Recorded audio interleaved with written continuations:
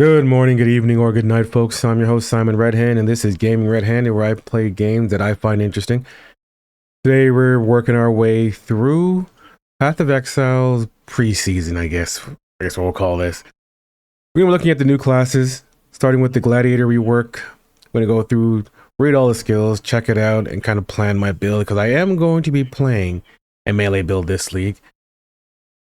All I've narrowed it down to is that I want it to be some kind of damage over time. So either bleed, ignite, or poison. I'm just not sure. Oh, I mean, I guess frost is in there too. Cold dodge is in there too, if possible. Not sure yet. I'm just not sure which class I'm going to focus on in terms of ascendancy. We're going to go through and look at the Gladiator, look at the Warden, and then after that, look at the patch notes, see the changes to the other classes. Maybe one of those would be, more appropriate for what I'm trying to do today, right? So we're going to go through the new changes in the Gladiator. So here we go here. It starts off with just the normal stuff. So all the small nodes here is attack speed and damage increases, which is pretty good.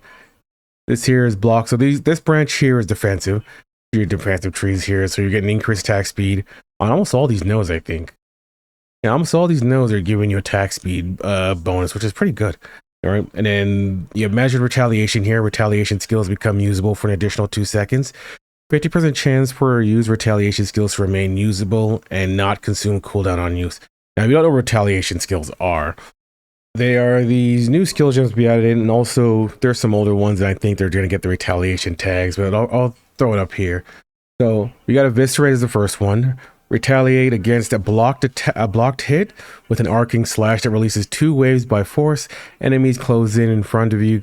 Enemies close in front of you can be hit with both waves. Requires a sword, axe, and a shield. This retaliation skill requires you to have a shield, either a sword or axe. GG's been really into this for I wouldn't say forcing, but binding certain abilities and cluster jewels and skill passives to what weapon type you're using.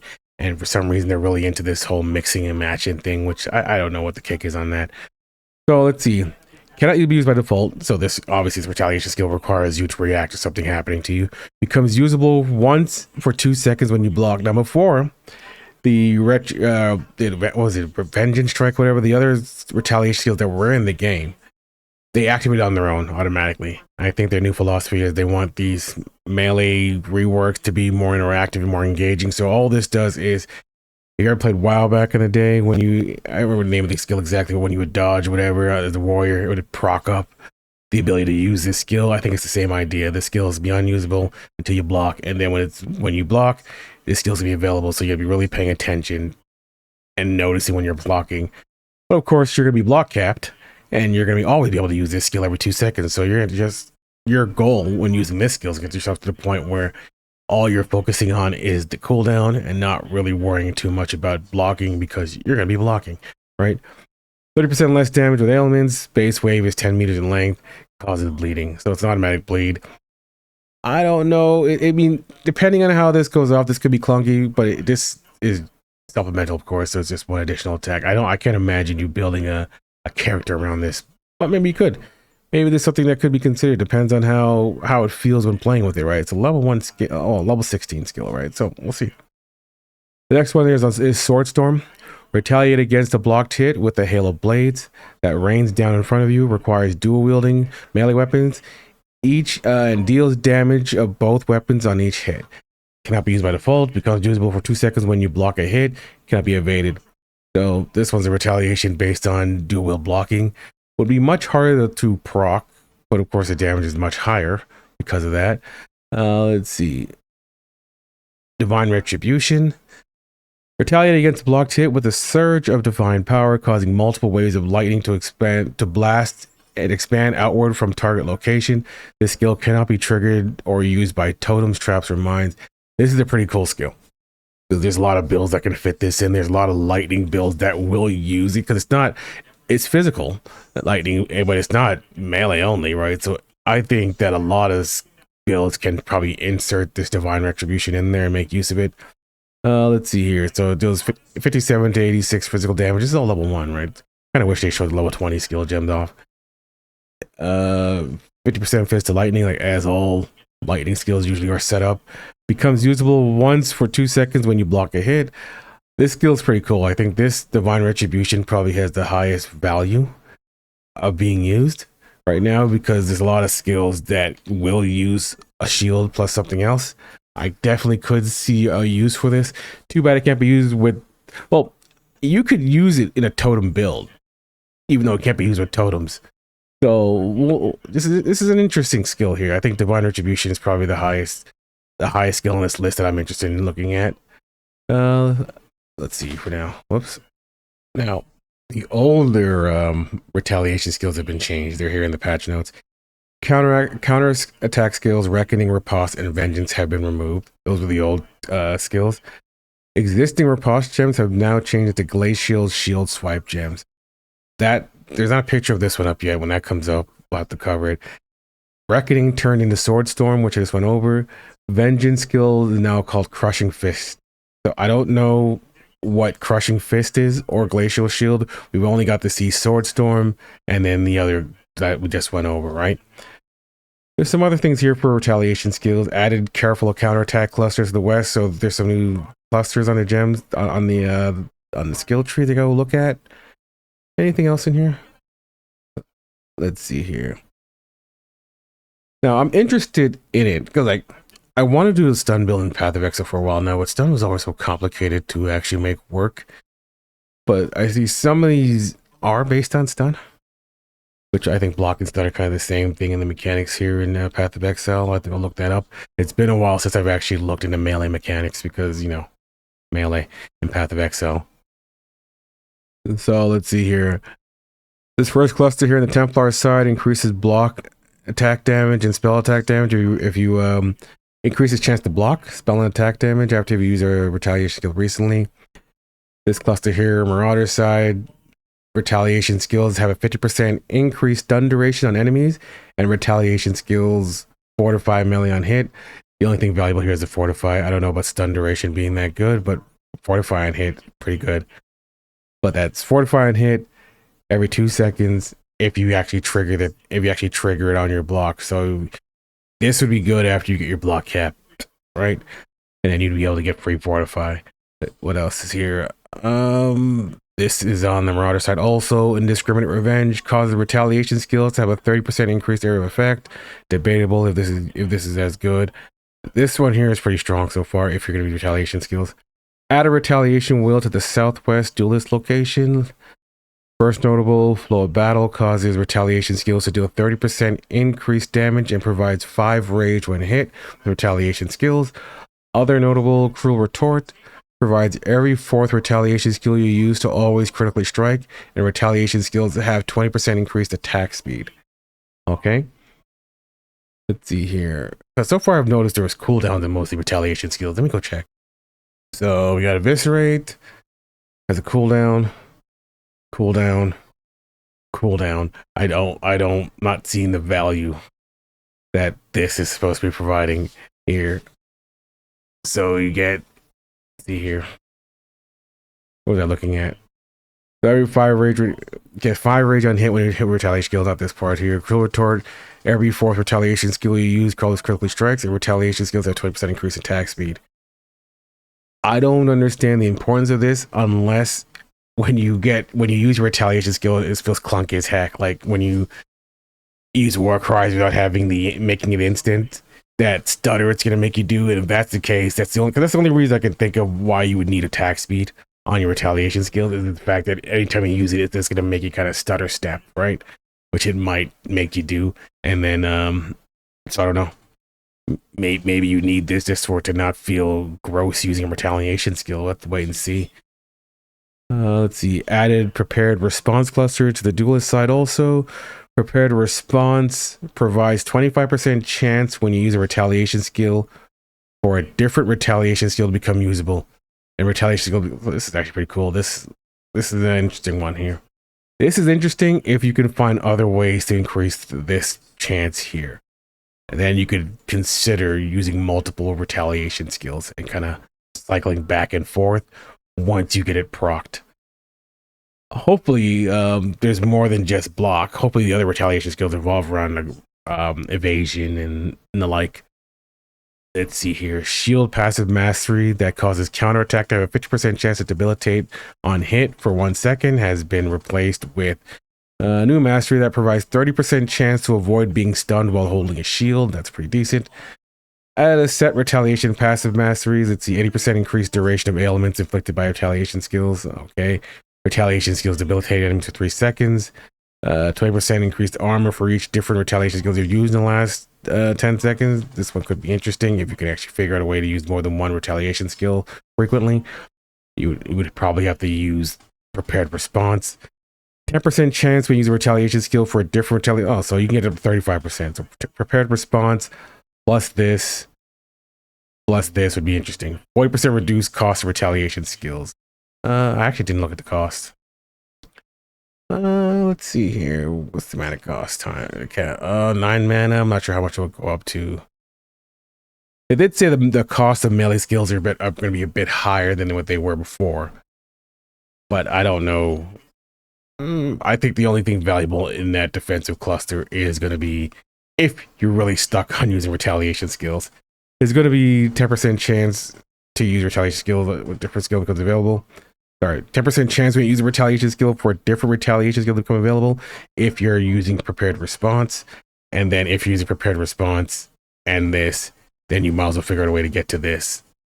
I don't know if 2 retaliation clusters would be worth it in your build. That's up to you. But I would say if you're really focused on using more than one retaliation skill, this plus this, and then figure out if you can fit this in here somewhere else. Okay. So that's the top right side. And after that, we go over to Determined Survivor. Gain 50% base chance to block from equipped shield instead of shield's value. Inherent bonuses from dual wielding are doubled. So this basis replaces all shield types to be 50% chance to block, is what I'm understanding from this, right? As you know, not every shield in Path of Exile has the same chance to block. So that passive, making all shields just have a base 50% chance to block, is pretty good. That's a pretty decent passive, right? That's going to get you block cap much easier. And of course, duel's chance to block is, they in the patch notes they changed it from 15%.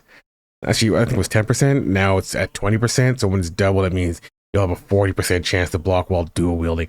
That is an extremely strong passive. I actually do like what that's saying. Small passives are also giving you a chance to block attack damage only, not spell damage. So you're going to hit block cap pretty damn easy if you're just going this way. Because you got 9% here, right? 9%. And then you got this giving you 50% chance to block on base. So now you got 59% already. So you only need a few clusters. And it says chance to block attack or spell damage is lucky, which is basically just going to, you know how lucky works. It's what's written there. Lucky things are rolled twice. The best result is used. This is pretty good. Oh, this is a strong defensive 4-point cluster here. I don't know if you want to take all 4, but I like Determined Survivor if you're going to use a shield. All right. I don't know. I don't know too much about retaliation skills just yet. So this measured retaliation actually works really well with that cluster because that 50% chance for retaliation skills to remain usable and not consume cooldown and use means if you are going to spam it in that time and that when that procs, you do have a chance to trigger the other prepared retaliation, right? Which is 25% chance when you use a retaliation skill for a different one to become usable. So I think just with that cluster alone, you might be able to trigger a build just based on using retaliation skills if you really want to do that. And like I said, the only retaliation skill that I've seen that I would even consider building around like that is the divine judgment, that divine judgment skill, right? Divine retribution, is it called? Yeah. So just take a look at the lower half now. It's all increased attack damage and attack speed. We've got war of attrition, which they were talking about for bosses and long drawn out fights. 1% more damage with hits and ailments to rare and unique enemies for each second they've been in your presence, up to a maximum of 100%. Presence is one of those Path of Exile abstract measurements of distance. I think presence is screen wide. I gotta check. I jumped over to the wiki here and it says in your presence modifiers and stats take effect and its base is blah blah blah blah. It's a distance of 8 meters, right? So have you ever seen this wheel here? Presence is basically, I think around here, 75 units. Let's see here. Let's check it. 8 meters. on this translates into it's hard to gauge on this. So it's basically screen wide, right? Screen wide, just not counting the corners. So as long as if you're in melee range, they should be taking effect from that that passive there. Feel free to correct me if I'm wrong on that one, but I believe that's what it is. All right. So as long as you're keeping it up and you're staying near the enemy, you do 1% more damage for each second they've been in your presence up to a maximum 100%. I don't know how fast this drops off though. It doesn't even say like if you're fighting an enemy and you start kiting out of things and you're like if you're fighting what's his name Eater of Worlds that or even Siri Exarch and he flies off screen there. If he's out of your range for even a half second there, do you lose all these stacks and it goes back to 0? It doesn't say how long this stays stacked up for, or maybe it stays on and it doesn't fall off. Not sure about that. Hopefully that gets cleared up, or I guess you just have to put points into it and then go look. Hopefully it shows this icon on them somewhere so you can actually get an idea of if they're being affected by this or not. This could be hard to gauge. I guarantee you Path of Building is not going to track this at all. So, it's one of those things you got to look at. This sounds cool on paper, but it also sounds cumbersome to manage. What else here? You gotta, and then this is their focuses on specific weapons, right? So this one here, 10% increased damage on one-handed weapons, right? This is focusing on dual wielding, and then this gives you accuracy rating while dual wielding, increased area effect while holding a mace, critical strike chance when holding a dagger, leech is instant when holding a claw. More damage with hits and ailments against enemies that are low life when holding an axe, right? I like the axe one. I like the instant leech. Accuracy could be cool if you're struggling and your accuracy capped. Critical strike chances, critical strike chance, right?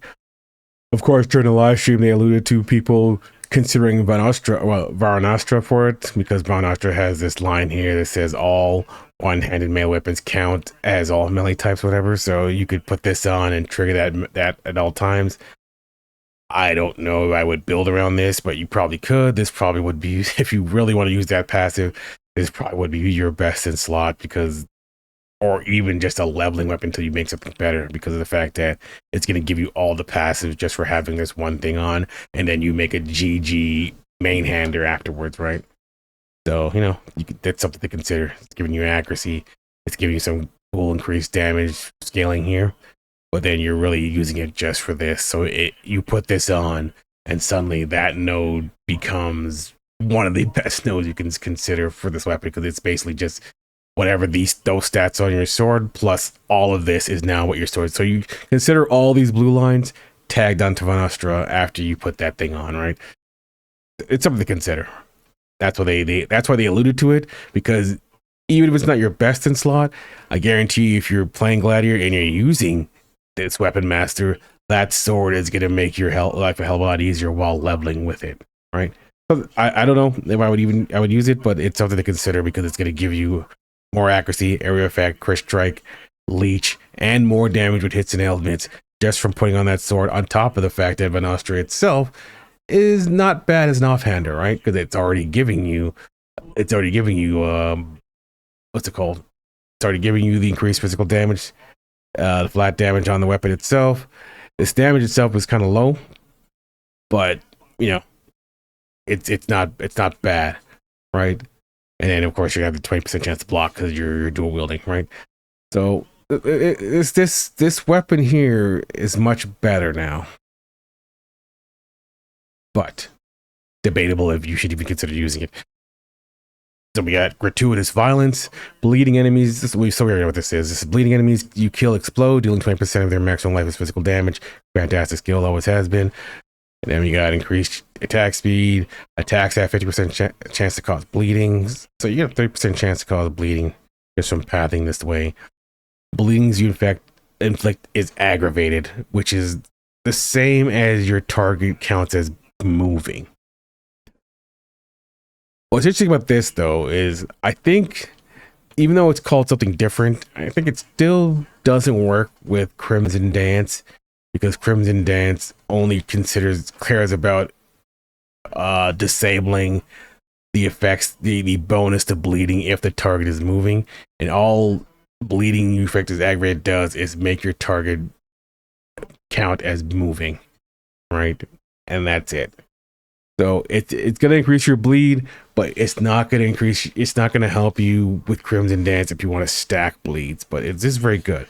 Like if I was playing Gladiator and I was doing a bleed build, of course I'd rock down here, and then I would consider Eviscerate, right? Just because you get some strong defensive layers, right? So boom, boom, and then go from that, right? I do like the I guess it wouldn't do the whole thing, right? I guess I don't need lucky. I would go gratuitous violence, jagged technique, determined survivor, and measure retaliation. Or if I don't need measure retaliation and I'm having like some struggle going on with the bleeds, war of attrition, right? It depends on how strong these retaliation. Well, depends how strong the retaliation skills are. If I need to spam them, but if I can get my block chance up there without it, without needing this 3% here and not needing this 3% here, which I most likely can, I could skip this altogether and just proc the bleeds, right? Because the bleeds can't stack. So you just, every time you trigger your retaliation, you get a bleed from Eviscerate and then use that as your damage. It's not bad. It's not a bad idea. So I guess that could be gratuitous violence down to jagged technique. Because you have to get hit, right? So I guess if you're constantly moving, I don't know. I don't want to rely on a retaliation skill at all, really. I don't think it'd be a good idea to rely on a retaliation skill. So what I would consider for a bleed build, because I've only played Gladiator if I'm going to go bleed route on this.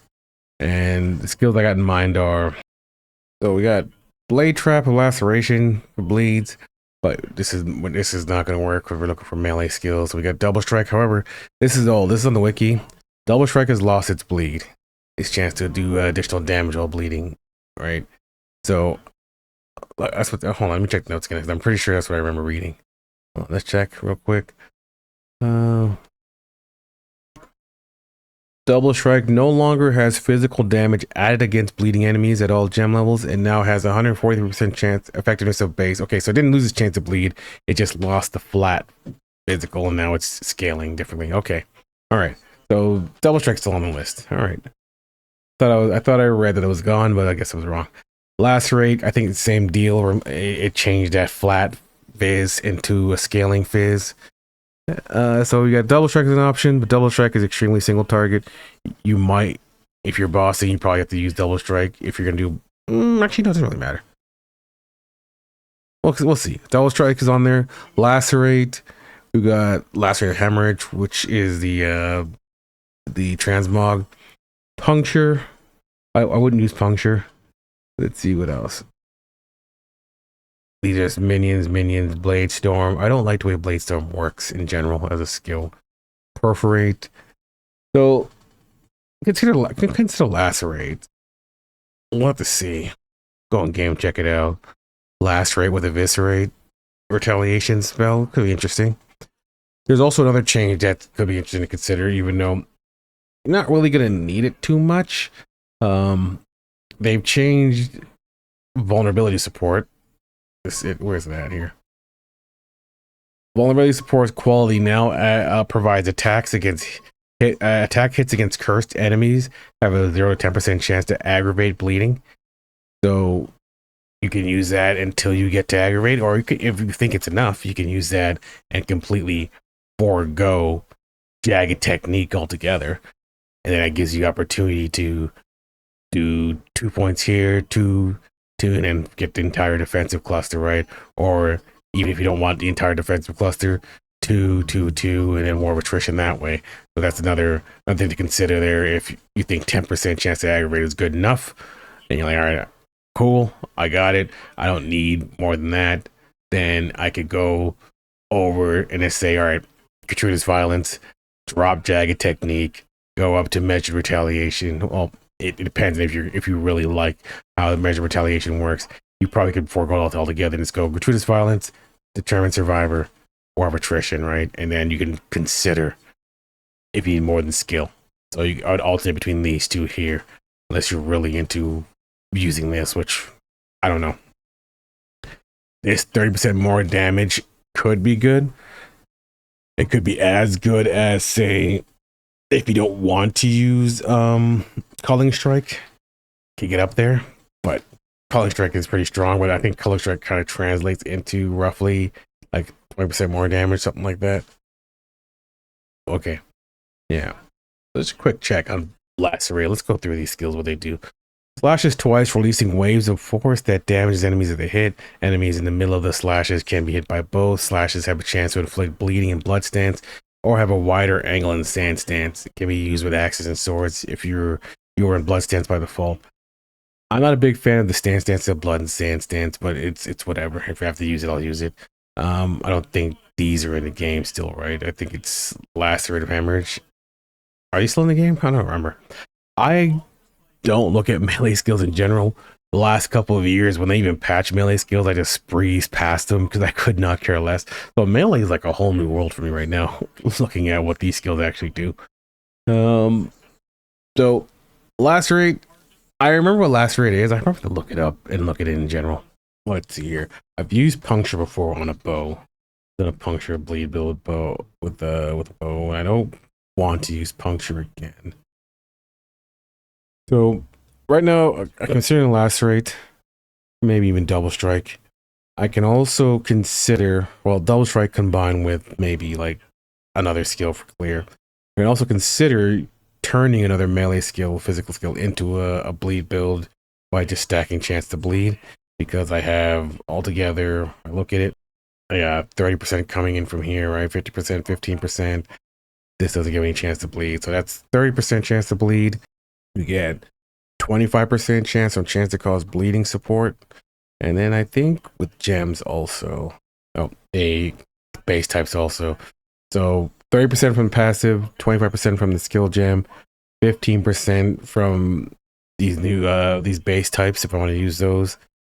What else? I think there's also gems that also do it too. I'm gonna go check and see real quick. Oh, I guess I can also consider using the cluster trees, right? The notables from the passive tree can also get me there. So I could definitely get up to 100% chance to bleed by using a combination of the passive tree to get 30%, crafting on a certain base type if I think it's necessary to do it, chance to cause bleeding support, even though you realistically want to get out of chance to cause bleeding support. So you would have to use skill gems. I think skill gems do a maximum of like 5% from the jewels, right? So let's check here. This should show it.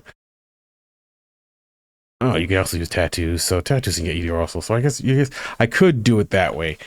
Tattoos is expensive because you have to convert stats for it, right? I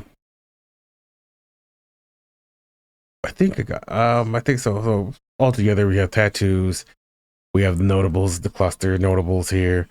We have also these base types here, which I've never actually looked into before, but these also exist.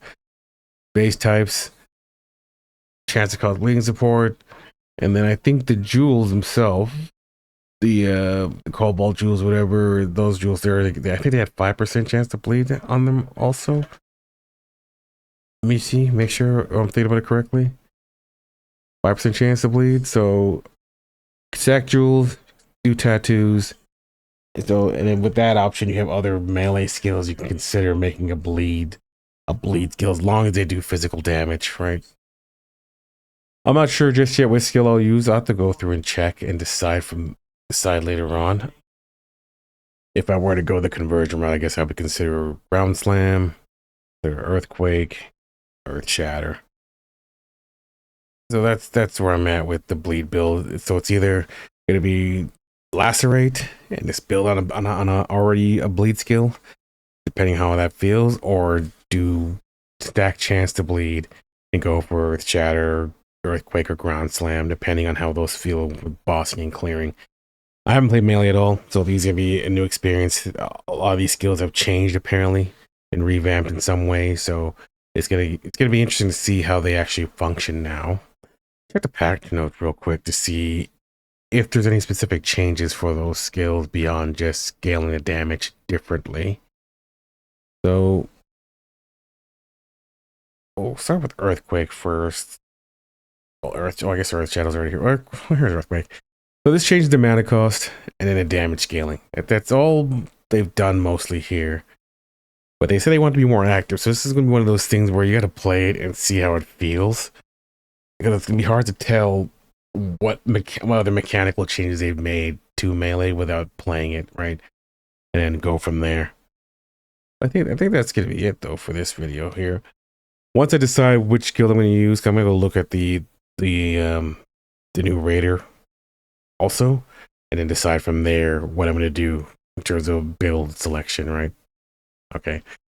Thank you guys for dropping by. As always, I appreciate you for giving me your time. I'll see you guys in the next video. Have yourselves a good morning. If this is the video you watched me today, good afternoon or good night.